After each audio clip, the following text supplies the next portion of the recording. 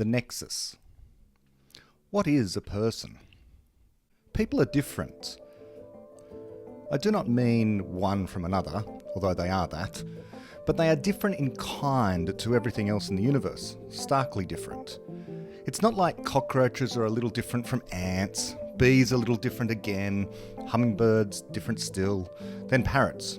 Flying foxes still fly, but they're a little bit different, perhaps more so. Cats different again, koalas look more cuddly as we move along the continuum, then monkeys.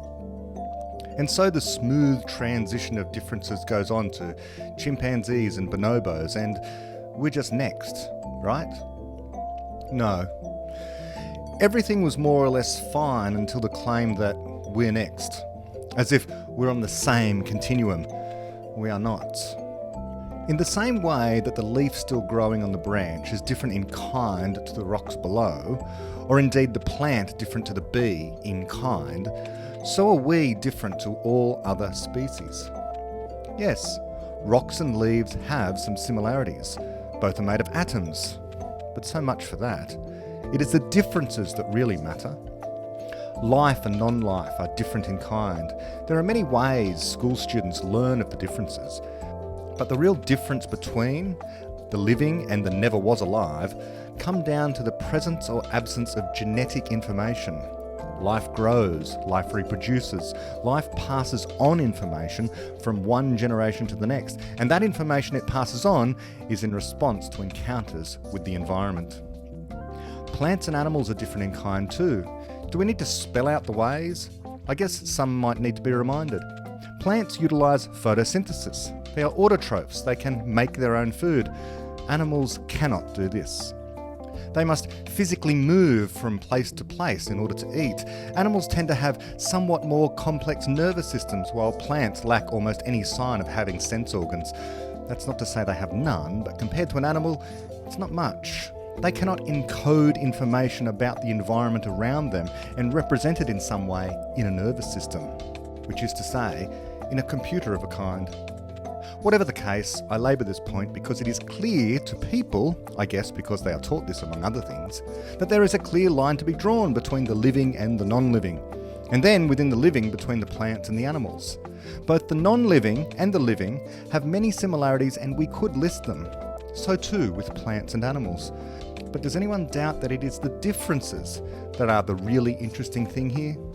But humans are unique for another reason. They often want to deny how unique they are as a species. We stand apart from all other life on Earth.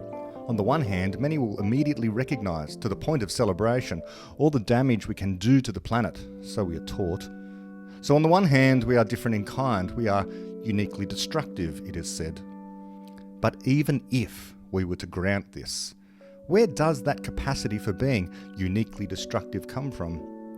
It comes from our capacity to control the environment around us. It comes from our capacity to be uniquely creative. But where does that come from?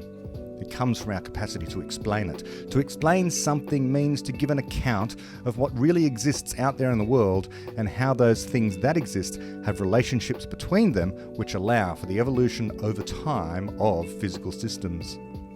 A person can not only explain the world in which it finds itself. Our world is such that it is always explicable by people. This follows from a momentous discovery in science about the relationship between physics and computation. Computation is that field of study concerned with how to calculate the answer to mathematical problems. It was once thought that such a field of study was itself part of pure mathematics. Being a part of pure mathematics, it was further thought that it could be discussed without ever worrying about what the laws of physics actually were. But how does a computer do what it does? According to some histories of this, and there are competing stories, Alan Turing was the first to formalise a system of computation. It's a simple idea. Take an infinitely long strip of paper. We're doing pure mathematics here after all, so we can have infinitely long strips of paper. And divide it into squares. Each square is either blank or it has a symbol on it. Now a computer, on this view, is now a device that can read whether or not there is a symbol on the square or not. And further, it can write a new symbol or erase a symbol before moving on to the next square. Whether the machine moves on to the next square, let's say to the right along the strip, or to the left, or stops, all depends on the program that the programmer has written for it, a set of instructions. Now, the remarkable thing about such a device is that it can be instructed to compute anything that is computable. No matter what the mathematical problem, if it is computable, and not all mathematical questions are computable, not by a long shot, if it is computable, then the Turing machine can compute it. Indeed, Turing's whole purpose was to solve a problem in pure mathematics. Mathematics, given what most people thought then and the popular conception now, is just a mechanical process of following rules, the rules of inference or the rules of mathematics. So then it should be possible for a machine to just do the maths by following the rules for whatsoever mathematical problem could be posed to it. For reasons beyond the scope of what I'm talking about here and now, that claim was shown to be false. Mathematics is not purely mechanical. There are just some mathematical questions the machine cannot find an answer to. For one reason, for some questions, it will just run and run forever without ever being able to find the answer. This is just one among many other issues involving the creativity of mathematicians as being central to discovery of mathematical knowledge. Now, one amazing thing about the laws of physics as we know them are that they are expressible mathematically as computable functions, Turing computable functions. In other words, the laws of physics are Turing computable by a Turing machine. And this is actually the answer to that long-standing question posed by Eugene Wigner about the so-called unreasonable effectiveness of mathematics and the natural sciences. The fact is that the laws of physics, the laws of nature, are not only mathematical in form, but Turing computable. So this is why mathematics is effective in the physical sciences. The physical sciences, governed by physical laws which are Turing computable, and a mathematical process, or proof, is a kind of computation. But a problem looms here. The laws of quantum theory reveal that matter, even something as simple as the motion of electrons moving in place around a nucleus, is not so simple. The problem of how to compute the position of the electrons at any time in the future given their present state, while computable, cannot be efficiently computed by a Turing machine, which is to say, for problems like this, even if the Turing machine was operating at the speed of light, it might still take the lifetime of the universe to calculate where the electrons would be some minutes from now.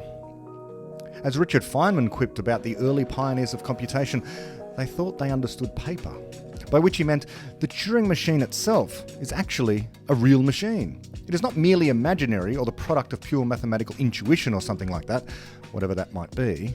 It must be made out of physical stuff, like paper, and that obeys the laws of quantum theory. So it was David Deutsch who in 1985 published a paper titled Quantum Theory, the Church-Turing Thesis and the Universal Quantum Computer. While Turing had assumed that his machine operated according to classical laws of physics in a kind of abstract space, Deutsch brought this down to earth. He applied the actual laws of quantum theory that govern the universe to Turing's machine, and a new mode of computation was born. The Turing machine was still universal, that did not change, but now it was made out of actual paper, or actual matter, and not an idealised kind of abstract paper obeying fictional laws, but rather stuff obeying the actual laws of physics, quantum physics. Strangely enough, the real world is even more powerful than Turing imagined because actual matter, actual paper so to speak, a proper understanding of the matter paper is made of, allowed for the efficient computation of things like electrons orbiting nuclei in atoms. What might have taken the classical universal Turing machine the lifetime of the universe might now take only minutes with a quantum computer for some tasks. Like, for example, simulating or modelling quantum systems like atoms or electrons interacting. Thus was the birth of quantum computation, an entire industry and a race to building the first universal quantum computer, which we still do not have, but we will one day, because it is physically possible. So if we just keep on correcting errors and improving our knowledge and technology, whatever is not prohibited by the laws of physics is possible, given the right knowledge.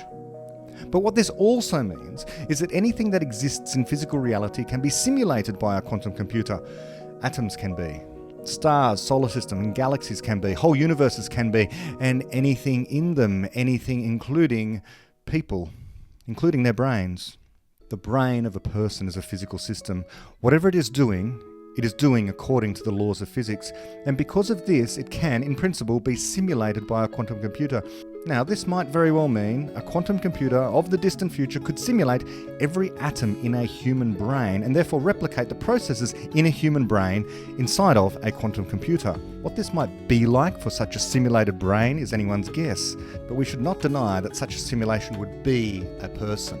A person is the software running on the brain, so a simulation of a piece of software is that piece of software. So a simulation of a person is a person. So therefore, a moral hazard is before us here that we should be eager to solve long before we try to do such a thing. Would switching off the simulation be like putting the person to death?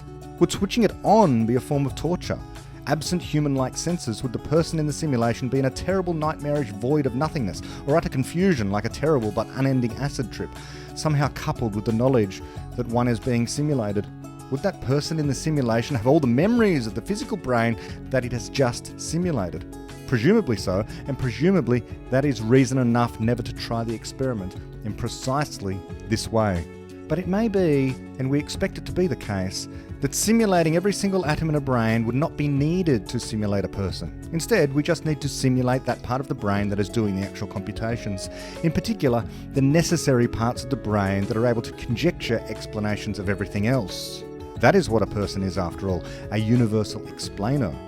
If we can simulate just that part, that is enough in order to simulate a person, in order to create a person. But we have very little idea, of course, precisely where in the brain and how these computations are performed, nor, more importantly, what the program is that instructs the brain to compute from one moment to the next. Which is to say, we do not know what the mind is in terms of what the code might be, or what the algorithm might be written to capture the process that is the mind. The process that generates knowledge, creates explanations, seeks to comprehend the world around it.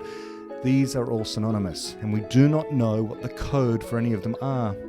A person, uniquely, unlike everything else in the known universe, can create explanations. Those explanations are a sign of the person gradually coming to comprehend the world in which it finds itself. What does it mean to comprehend something? Understanding. To comprehend or understand something is to complete a certain kind of computation. That is, after all, what the brain is doing. It is computing things. That part of the brain that deals with computing models of the world, or explanations, is the software more commonly referred to as the mind. Not all of the brain is a mind, conjecturing explanations. Much is dealing with largely unconscious processes, monitoring sleep cycles, whether one is hungry and so on. But the mind does seek to understand, which means it seeks to create inside of itself some kind of model of what is outside, as well as inside. This is the sense in which we say that if the laws of physics are comprehensible, they must be capable of being embodied in another physical object, the knower. If the laws of physics were such they could not be embodied elsewhere, like the mind of a person, then this would mean the attempt to comprehend the laws of physics would be impossible. But this is not the world we are in. We are in a world where computation can be universal. There can be devices that can compute anything that is computable. And the laws of physics are computable. They consist of computable mathematical functions. That simply is provably the case. There is nothing in the standard model, or quantum field theory, or general relativity, the laws of thermodynamics, constructor theory, or string theory, if you want to go that way, that contain within them non-computable functions. The functions used by physics are computable. The laws of physics are computable. As such, a computer can be programmed to simulate what the laws of physics are doing. One such computer is the human brain. The human brain, being able to explain things in the first place, to create knowledge, is thus able in principle to comprehend, to understand those laws of physics. We might also wonder, along with the British historian Lord Macaulay, who wrote in response to the pessimists of his time, on what principle is it that with nothing but improvement behind us, we are to expect nothing but deterioration before us? We could paraphrase that wonderful quip to, how is it that with nothing but simplifications and unifications behind us, we are to expect a wall of complexity and incomprehensibility before us? In other words, our grand and deepest theories explain more, become more unified, and are not impenetrably complex, despite what we are taught at school and university and the way in which we are taught those things. Understanding is just a physical process. It is, in truth, identical to the act of creating the knowledge in the first place. That aha moment people get when they understand something is precisely the same feeling as the scientist who gets it for the first time ever. It is just different in degree, perhaps, not in kind. The first person ever Einstein, to understand that accelerations and gravity are two sides of the same coin, that, for example, an elevator which is stationary on the ground will cause the occupants to experience precisely the same sensations as the same elevator in deep space accelerating at 9.8 meters per second. This is known as the equivalence principle between gravitation and acceleration. He called this his happiest thought. Now, if you understand that same principle, you may have a happy thought too, a happy sensation of comprehension. Of course, it's tempered by the fact that, well, firstly, you're not the first ever to have understood that. And secondly, Einstein may, of course, have understood things a little more deeply because he'd been pondering that same problem for hours a day for years at a time. And so, his happy thought was probably deeper, but not different in kind. Whatever the case, understanding is creating knowledge, and creating knowledge is a process that minds do. It is about modelling, being embodied in a mind. This is where we talk about self-similarity, the idea that a mind can contain within it a working model of the rest of physical reality, to some arbitrary degree of accuracy. We are always scratching the surface, so the model is never perfect, but in principle, anything that exists can be represented or embodied in the mind of a person, including the person. This is the self-similarity part. A part of a person is just like, in some respects, the rest of everything else. And it becomes more and more like the rest over time as it learns more. So I should just pause here and have a little diversion on this concept of self-similarity. And self-similarity is a concept out of mathematics. It's often used when discussing things like fractals. Fractals being these patterns that emerge from rather simple mathematical formulae, where no matter how much you magnify a part of the fractal, it looks the same as the part of the fractal that was not magnified. It continues to repeat itself in a sense that the smaller parts are similar to the larger parts of the fractal. Now, in physical reality, we have things like this as well. Coastlines, for example. The more that you magnify the coastline, the more that it looks like the coastline from a greater distance away. It's self-similar. It's similar to itself. Now, the kind of self-similarity that is invoked in the work of David Deutsch when it comes to knowledge and the laws of physics is deeper than this. It's about how structures in the mind are similar to other parts of physical reality. And this is a kind of unique aspect to the minds of people. The example that's used by David Deutsch is a wonderful one. He's used it in his TED Talks. He uses it in the beginning of Infinity, where he compares our physical understanding of what's going on with a quasar. A quasar is an extremely distant, very luminous object, which we think is a black hole gradually consuming stars. And as a consequence of this process of a black hole consuming a star, a very violent high energy process, vast quantities of energy and light are produced, and we can detect that from here on Earth. We can see, using our telescopes, these extremely distant objects, quasars, quasi-stellar radio sources, more luminous than entire galaxies. Our most powerful telescopes can see these quasars. What does that have to do with self-similarity? Well, let's consider our knowledge of quasars. Let's consider our understanding of what a quasar really is. Our understanding of what a quasar really is, as I described, a black hole consuming stars. And as a consequence, the accretion disk, which is the disk of material that is falling into the black hole, is rotating so quickly that it creates magnetic fields. The reason it creates magnetic fields is because this gas that is spiraling into the black hole is ionized gas. Ionized gas means you have an electrical current of a kind. An ion is a charged particle. So lots of them moving together constitute an electric current.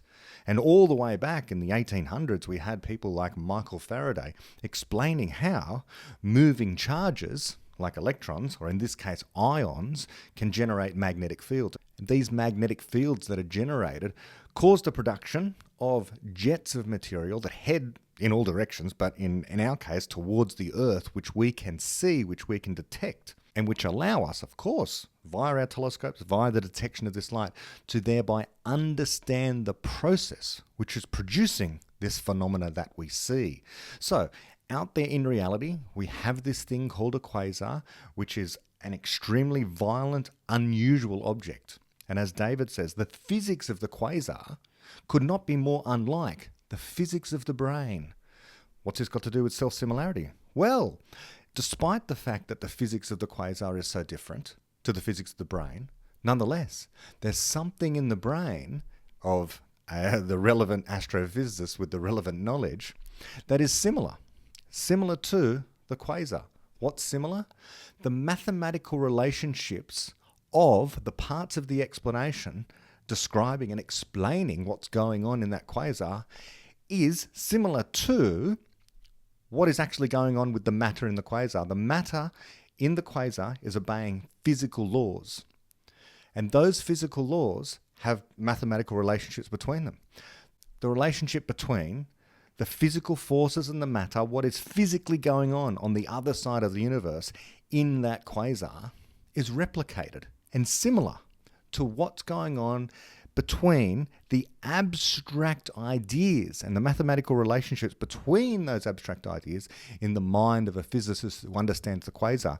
And as we come to understand quasars more and more, the fidelity or the accuracy with which that explanation comes to resemble the actual quasar out there increases over time. We gain a more accurate model as we correct the errors in our understanding of that thing over there. So this is what self-similarity is, that structures separated not only by distance, but separated by the kind of matter and relationships that make them up. In other words, the relationships that make up what's going on in the neurons inside the brain, and the relationships between what's going on with the particles of accreted material from the star being consumed by the quasar come to have a similarity between them. Not so much a superficial visual similarity, but rather a deeper similarity.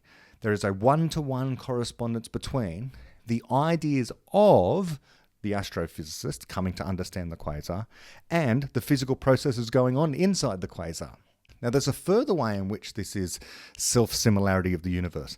Namely, not only does the astrophysicist over time come to have a visual and mathematical representation, a model of the quasar in their mind that increases in its accuracy over time as the astrophysicist comes to learn more about that quasar.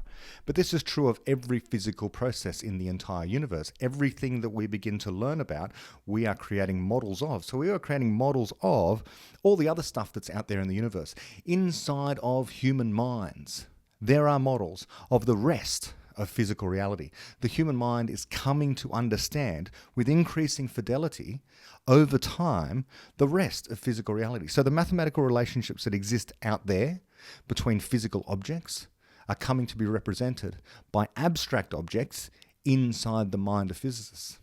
And a further level of self-similarity is the human being, the person, is coming to understand all the stuff out there and the stuff that's in here as well. We come to understand our own psychology better over time as well. This is, of course, just in its very nascent beginnings, our understanding of our own mental state. But as that increases as well, then we kind of have this feedback between the self-similarity in our minds of the rest of physical reality, as well as ourselves, which are also part of physical reality. It's kind of a recursive learning that's going on. And so we are becoming more and more similar in terms of our knowledge, to the rest of objective reality out there. These two things are coming to resemble each other in deep, fundamental ways. Again, we do not have a very good explanation of exactly what a person is, but a person is made of matter, obeying physical laws, and so that matter can be, in principle, simulated. Because the laws of physics are Turing computable, and understanding is just a kind of computation, it is something minds do, this means the laws of physics are such that they mandate their own comprehensibility, which is an astonishing fact. Logically, it did not need to be this way. It is not logically necessary that the laws of physics be computable, but they are. That is a contingent, empirical fact about our world. The laws of physics could have consisted of functions not computable, or the laws might have been such that computation was not possible, or that universal computation was not possible, or quantum theory was false in all sorts of ways, or it could have been that there were two substances in the world, matter obeying physical laws, and spirits in the spiritual world and the soul that doesn't, that operated by means other than physical processes. Now, some people do insist on this, it should be said. Whenever anyone says understanding is not computing, they are appealing to the supernatural. They are saying that something a mind does is not physical, not governed by the laws of physics. But the rest of us are scientific realists. We defer to the best explanation. We do not jump to supernatural ideas because we do not like the sound of what conclusions follow from our best scientific theories. We take our best scientific theories seriously. And so that matter can be, in principle, simulated because the laws of physics are Turing computable. And understanding is just a kind of computation. It is something minds do. This means the laws of physics are such that they mandate their own comprehensibility. So let's unpack that claim, that the laws of physics mandate their own comprehensibility. Well, we have to begin with the notion that there is this law of physics. There is this law of physics proven mathematically by David Deutsch in his seminal 1985 paper. Now that paper, let's just remind ourselves of that paper. It's titled Quantum Theory, the Church-Turing Principle, and the Universal Quantum Computer. Okay, so let's just consider what the Church-Turing principle or hypothesis is. What Turing said, the way Turing wrote it, and I'm just quoting from David's paper, he said, every function which would naturally be regarded as computable can be computed by the universal Turing machine. Okay, so that's what Turing said with respect to his principle. All computable things can be computed by a Turing machine, by a computer, in other words. It almost sounds like a tautology. It's a principle. It wasn't proven until David proved it with this paper. And how did he prove it? Well, he proved it by assuming, rightly, that computers have to be made of stuff. They have to be made of matter. The matter obeys the laws of physics. What are the laws of physics? The quantum laws of physics. Now, does that mean the quantum laws of physics are the final forever word on what the laws of physics are? No. So what he's doing is using our best knowledge of what the laws of physics are now. It could be wrong, but what else can we do? It could be that general relativity is wrong. It could be we're all living in a simulation. All these silly claims about we could be wrong. Of course, we always could be wrong. But we don't make much progress assuming we're wrong unless we have somewhere better to jump to, unless someone has a better idea. Simply assuming that our best knowledge is wrong doesn't get us very far unless we have something better to replace it with.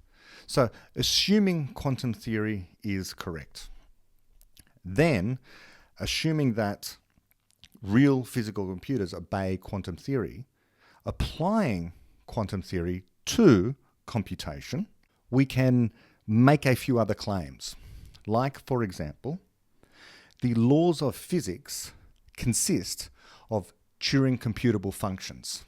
So this just simply is the case. All the ways in which we express the laws in quantum theory, and elsewhere, by the way, but in quantum theory in particular, is via computable functions. It's not like there's a law of physics in quantum theory that is not computable.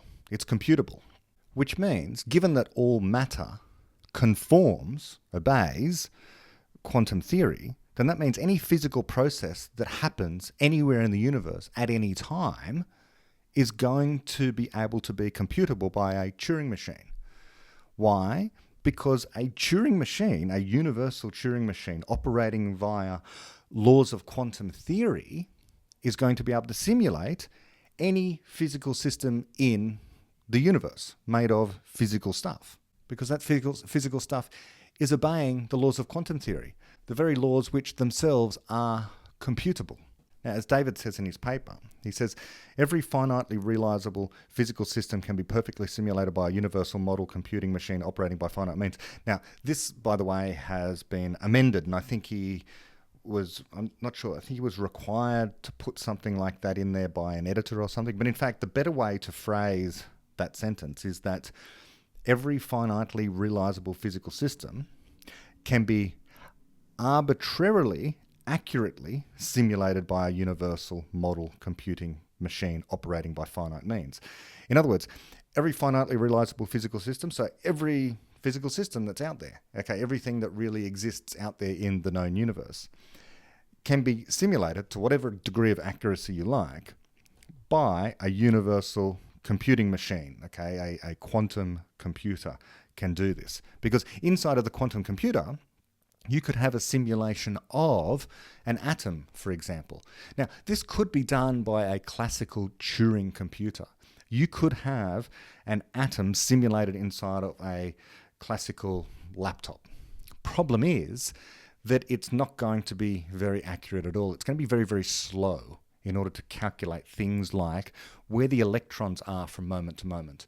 Why? Because where the electrons around a nucleus are from moment to moment is governed by the laws of quantum theory. And it says that there are many, many, many, many places that the electrons can be from moment to moment as they orbit the nucleus. This is one of the great insights of quantum theory.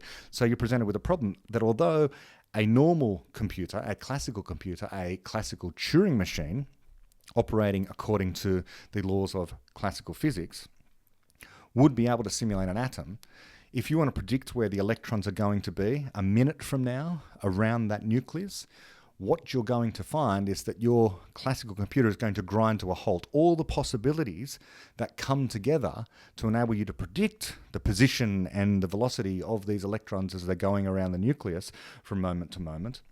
It's going to exponentially spiral into just a vast number of computations which will slow down your computer. So if you want to calculate where the electrons are going to be a minute from now, your computer is going to take years, perhaps the lifetime of the universe in order to do that. However, if you have a quantum computer, it can do it efficiently. So if you want to predict where the electrons are going to be a minute from now, perhaps it can do that calculation in a few minutes or in a few seconds, something like that. It can do it efficiently. It's not going to take the lifetime of the universe to do that because it can take part in this quantum parallelism, this different mode of computation which quantum computers allow for. Now, extend that argument to any physical system, not just an atom, not just trying to predict where the electrons are going to be around an atom, but now extend it to ensembles, okay, collections of atoms working together. Lots of atoms such as would exist in a human brain. So a quantum computer, in theory, could simulate the operation of a human brain. Of course, this is unfeasible right now, but in principle, it's physically possible for a quantum computer to simulate a physical brain. Therefore, a human being can be simulated, a person can be simulated inside of a quantum computer. And everything that a human mind can do, everything a human brain can do, can be simulated by a quantum computer. What are some of the more interesting things that a human brain can do or a human mind can do? Well, probably the most interesting thing it does for our purposes and our discussions, what we're talking about with the creation of knowledge, is comprehend things, understand things, create explanations. So this particularly unique, interesting capacity of the human mind, namely the capacity to understand things, in particular, the capacity to understand the laws of physics, that's just one thing that the human mind can do, can be simulated by a quantum computer. Because a quantum computer can simulate any physical system, including the human brain, including the human mind. Comprehension, understanding, is a kind of computation. It's a thing that the human brain does. Now, the laws of physics mandate everything that can be done, right? Everything that can be done physically in the universe is something that has been mandated to be done by the laws of physics. The laws of physics have said that orbits are approximately circular around the sun. That's one thing. The laws of physics are such that if I drop an object here, it will go towards the ground rather than rise up towards the sky. That's mandated by the laws of physics. The laws of physics mandate that electrons will repel each other. They mandate that electrons will be attracted towards protons. Positive attracts negative. Okay, there's all these things. Anything that happens is mandated by the laws of physics. Mandated, or another way of saying that is determined. Determined to happen. Everything that happens is determined to happen. Now, this is not a full explanation of everything that happens. It's a very... It doesn't get us very far to say that things are determined or mandated. For example, the laws of physics are such they determine that whatever happens out there in physical reality was determined to have happened by those same laws of physics. In other words, the creation of the city of London was determined by the laws of physics. But if you want to understand why the city of London was created, that's a wrong level of analysis. Trying to say, well, the laws of physics mandated that London would be there eventually, doesn't tell you much about the reasons why London actually happened. It just says that London doesn't obey supernatural laws. It obeys physical laws. It was determined to be there. If you want to really understand why London is there, then you'd have to talk about history and politics and wars and cultures and etc., in order to get a full understanding, as full as we can, of why London is there, rather than just saying it was determined to be there. What's that got to do with this? Well, we're just saying that comprehension, we can comprehend stuff. We can comprehend stuff. We have comprehended stuff. That capacity to comprehend was determined by the laws of physics, mandated by the laws of physics. The laws of physics have allowed for comprehension to exist, comprehension of everything that has been comprehended, some of which is the laws of physics. We've been able to understand the laws of physics. The laws of physics as we know them, as we understand them. That's been mandated by those laws of physics. Now, you might very well say, well, this process can't go on forever.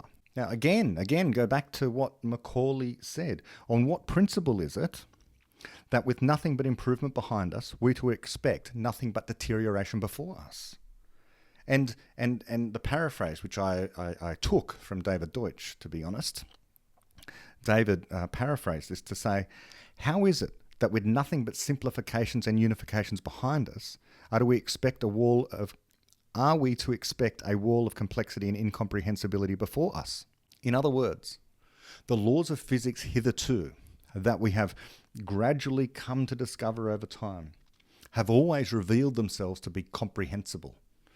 Our most complex laws of physics at the moment are comprehensible.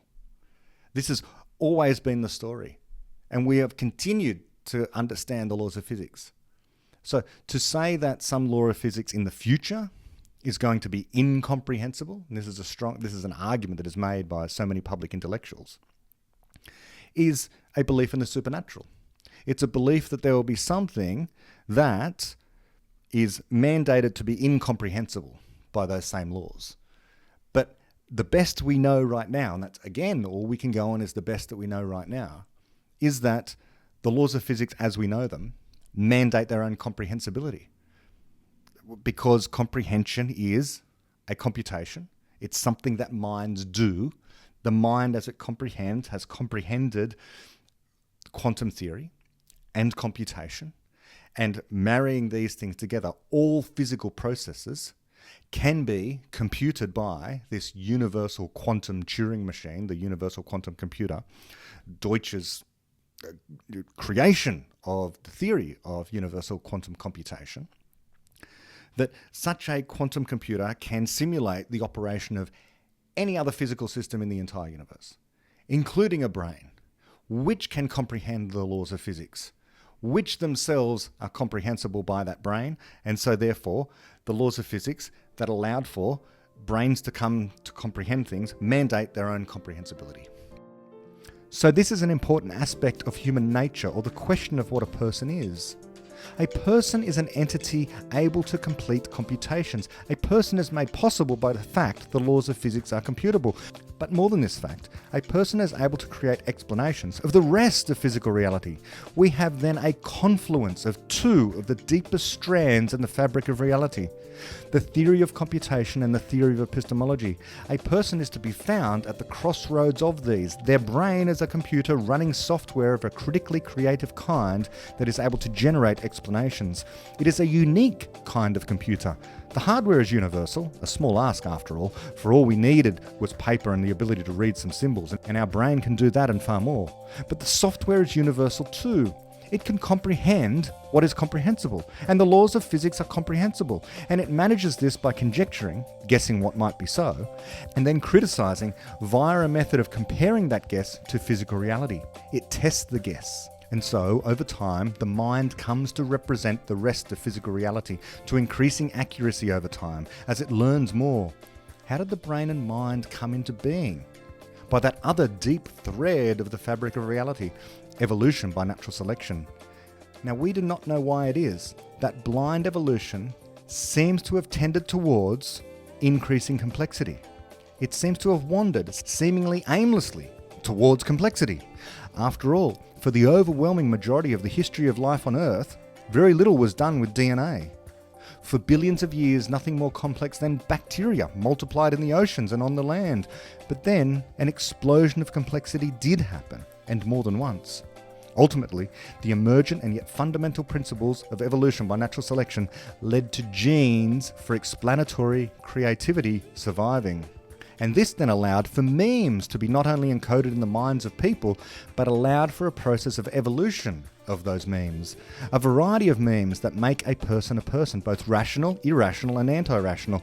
But importantly, the rational memes, those memes that allow for fast error correction of ideas and thus objective improvement of the knowledge of their holders, has evolved. A human person then has evolved via a process of neo-Darwinian selection, and then that person has a mind which contains memes subject to the selective pressure of criticism, so that some memes do not survive, and new ideas can be created. We people therefore find ourselves at the junction now of three threads: evolution by natural selection, the theory of computation, and universal computation at that, and the theory of knowledge, the capacity for universal explanation by the means of conjecture and refutation. But people persist over time while also in a constant state of change. As the ancient Greek philosopher Heraclitus said in around 500 BCE, "No man ever steps in the same river twice, for it is not the same river, and he is not the same man." But he is he not? Were he not, no one would ever be responsible for anything. Are we constantly changing? If so, we are not the same person as we were a moment ago. But if we are responsible, then something must persist over time to say that we are the same person who stole the loaf of bread or told the lie yesterday. Here we get into questions of continuous change, time, and constants. Something does indeed remain the same about a person from moment to moment. That creative software running on the hardware that is the brain is a constant from moment to moment. Our capacity to explain the world around us does not change. In some deep sense, it is who we are. In or out of the river, this is a constant, while much else might change, the atoms in our bodies and the memories and ideas we have. That remains the same. That is the defining characteristic of a person, and in that sense, we are, all of us, unchanging in a sense, and all of us the same. As that program that is our mind searches for new explanations and answers, it does so because we, all of us, lack an infinite amount of knowledge. As Popper said, there may be great differences between us with regard to minor details of what we may perhaps know, yet we are all equal in our infinite ignorance. That remains constant as well. Who are we? Certainly we are in part our memories, the ideas we have that motivate our behaviours. We are where we direct our attention, that innate capacity to explain, ponder, consider and reflect. We are responsible for where we turn that attention, and if we learn the lesson of the importance of quiet reflection, then we are responsible for those occasions when we do not. We are constant in our capacity to explain. We are constantly changing in the ideas that we have. Are we more to be identified with our ideas at any one time, or our more fundamental nature of being able to generate ideas in the first place? We are unavoidably both our ideas and the capacity to generate them. We are both the same as we step into and out of the river, and yet different. This is not a great contradiction, for the final strand, quantum theory, tells us all physical objects in the universe exist in a multiverse, and this means a person at this instant is actually uncountably infinite, fungible, entirely identical instances of oneself, like an electron. An electron, at any one place, at any one time, consists of infinitely many, uncountably infinitely many, fungible, entirely identical instances of itself. All identical, that is, except that in a moment some measure of those electrons will do different things. They will go left rather than right. And so then the original infinite number of electrons will partition or differentiate itself into two infinite groups. Both are infinite, so the total number has not changed, and nor is any group of those, the original or the two groups it splits into, different in number. They are, after all, infinite in size. The same is true of a person. A person, as they sit there and listen to this, is actually a multiversal object. You are not a single person in a single universe. You are uncountably infinite many instances, all identical. But for any choice, or indeed any quantum event, you will differentiate into groups. Each group will still contain uncountably infinite instances. If there are two groups, then there will be one group of infinite fungible instances doing one thing, and another group doing something else. But you, as a matter of fact, are not one single instance but many. All those fungible instances have the same memory and are conjecturing the same ideas until they don't. And it is then that the conscious experience differentiates too. You are conscious only ever of one set of infinite fungible instances. Your copies doing something else, they are conscious of something else. So you are not them. Quantum theory tells us something deep about the nature of personhood.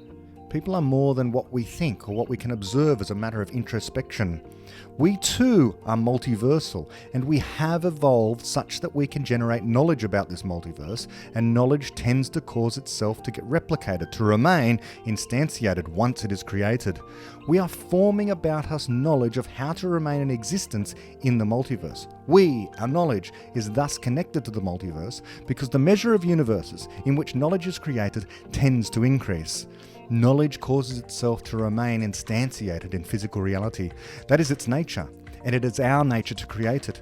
We are striving to remain in existence. We are people. We are gradually gaining a high-fidelity understanding of all the rest of it, and all the rest of it has come together to bring us into being. A person is at the nexus of all the strands in the fabric of reality. Now, there is something lurking here in understanding the mind as a computation of a kind. It is the case that the brain is hardware, and on this hardware runs the software, which I refer to as the mind, which many people refer to as the mind. However, we can't be identified with the software. The software, after all, can be instantiated in any number of physical forms. So if we knew what the code was, so to speak, for a human mind, we could write it down on a piece of paper. But that would not be a person. And the reason it would not be a person is because it's not doing anything. If we take the disc, the compact disc or the DVD, or these days, of course, it's kept in the cloud somewhere, but in the old days, you used to be able to have a disc which contained upon it PowerPoint for Windows or Keynote for Mac. The piece of software could be stored on a disk. But insofar as it was the software, it wasn't doing anything until you installed the software and ran the software. The software had to be running before it was actually doing anything. So whatever the software is for a person, it has to be running in some way. So the software for a mind has to be instantiated in the brain. That's one thing. But then it also has to be running. It has to actually be operating for it to be a mind, which makes things all quite complicated. And this is where we really come up against the very edge of what we know. A human being is software instantiated in neurons. But obviously we're not identical to our neurons. We're something emergent. We're running on those neurons in some way. But we're not the state of those neurons at any particular time either. We're more than that. It has to be the case that a human being, a person, is abstract in some way. We're not purely physical. We are as we say, the software. And the software is not purely physical. It's over and above the atoms, the matter in which it is instantiated. In the same way that the numeral for the number 5 is not identical to the number 5. It's a representation of that abstract object 5 that exists in abstract space in some way. And there are many different instances, there are many different ways of representing that number using different numerals, different symbols. But they're all equivalent to the thing they represent, but they are not the thing that they represent. That thing that they represent is an abstract object, not the physical instantiation thereof. So too with a person. A person is an abstraction that is running upon a brain. But it can't be an abstraction in the same way that the number 5 is an abstraction.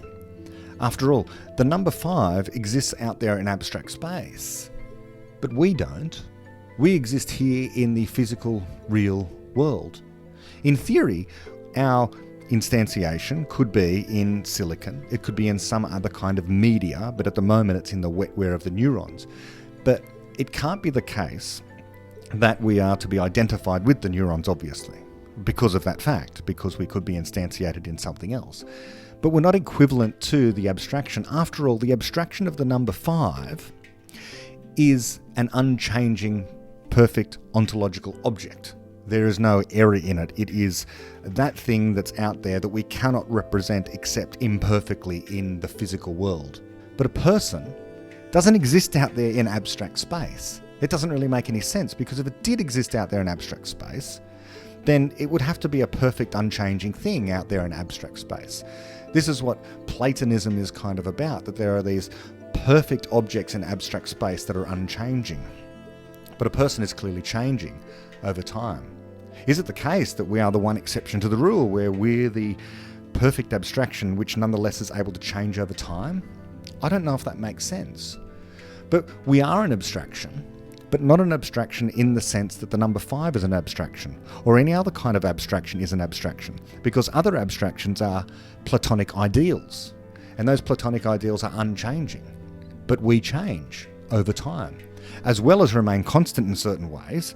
This constant idea of being able to create explanations is the one constant we carry through from the moment of us becoming people through to our death. We are generating explanations over time. We're conscious of the physical reality in which we exist.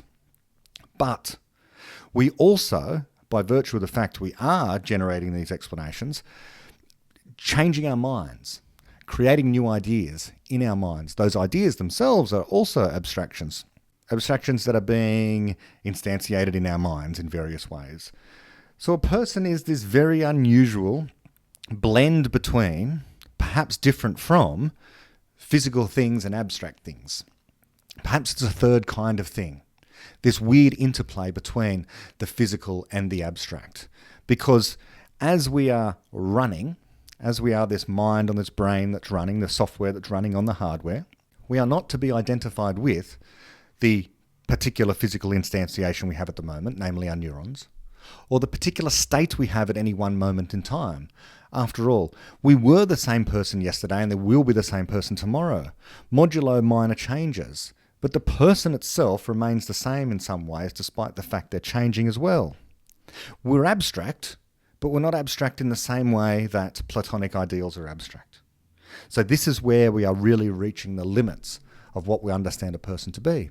And this is a very interesting area for people to research. I must credit David Deutsch with some brief but private conversations I had with him on precisely this topic, and he inspired me to think along these lines and to continue to think along these lines about what the nature of a person really is. Or when I say really is, what a better understanding, a better explanation of what a person is. We don't have much of one yet, but we know it comes in the nexus of these things that I've talked about. And importantly, it comes to bear on how it is that us as people, existing as minds, running on brains, come to be these abstract things that seem to need a physical instantiation of a kind, which is a thing that allows for us to both change and remain the same over time. Now, there is another way in which physics comes to bear on personhood, and I think it illustrates a deep way in which we are both the same person as we step into the river a second time, and yet also different. And this is where we consider the nature of personhood in the context of the multiverse understanding of quantum theory, and in particular, David Deutsch's invocation of the term fungibility. Right now, as each of us occupy a place at a particular time, according to the classical picture that physics gives us, we are, in truth, uncountably many fungible copies of ourselves. David Deutsch's chapter on the multiverse explains more about this, and my series on the multiverse, which is part of the Beginning of Infinity podcast series, goes into this in some detail. We have hitherto always understood that to be a person, much like to be a book on a shelf, is to be a single object occupying a single place at a single time in a single universe. But quantum theory, the most modern variant of quantum theory being the multiverse, and the most modern variant of that, Deutsch's conception of fundamental entities, tells us that this is not so. There is not one electron there in that place, but infinitely many fungible instances, all in the same place at the same time, but occupying different universes, and which at some point in the future will partition themselves into measures, different groups, each of infinitely many fungible instances. So too with the book on the shelf, and so too with a person. As you sit where you are, hearing these words, you extend across the multiverse. You too are a multiversal object. You have a singular conscious experience, but that experience is occupying many different universes. And when something different can happen, whether by your conscious choice or the quantum action of an event where there existed multiple possibilities, those instances differentiate. You differentiate in a sense, but you remain only ever conscious of one measure of those instances, not all of them. But those other instances, those other copies different to you and you, form a continuum across the multiverse, a continuously and smoothly varying transition of instances from you through to instances of you that are doing something completely different, like turning off this podcast, or bumping into a stranger who will turn out to be a lifelong friend, or being interrupted by a call that gives you the opportunity you have been waiting for. And there remains you, still listening to this, that is still infinitely many fungible, perfectly identical copies. The experience you are still conscious of, constantly in a state of flux, but at the same time your conscious experience remaining singularly about the experience of only one measure of instances, while the other instances are conscious of something else. It is they who do not step back into the river, but you do, and you are the same in that sense. They are different, and yet you are different too, because your memory is a constant and a change, like some kind of linear relationship progressing through time, copies of yourself that are not you, and you are not conscious of going to do otherwise, and you doing what you do, your consciousness being the constant, and though what it is conscious of, all the different times and spaces will continue to change, but you will remain in lockstep with all those other uncountable fungible instances of yourself, those fungible instances that are you, as could be seen if you had some access to a God's eye view of the multiverse. You would see you as uncountably infinite fungible instances of yourself in the same place at the same time, but differentiating over time. This is a remarkable fact about what a person is in this worldview, an evolved entity of a kind which can compute explanations and comprehend them of the world they find themselves in, explanations which then give them choices so that fungible instances of themselves differentiate into different measures, some larger or some smaller, depending on the personality of that person. Those more like you, of greater measure, those unlike you, of smaller measure. And so, not really you at all, but so long as they remain conscious, able to create new explanations, which give them choices about what to do next.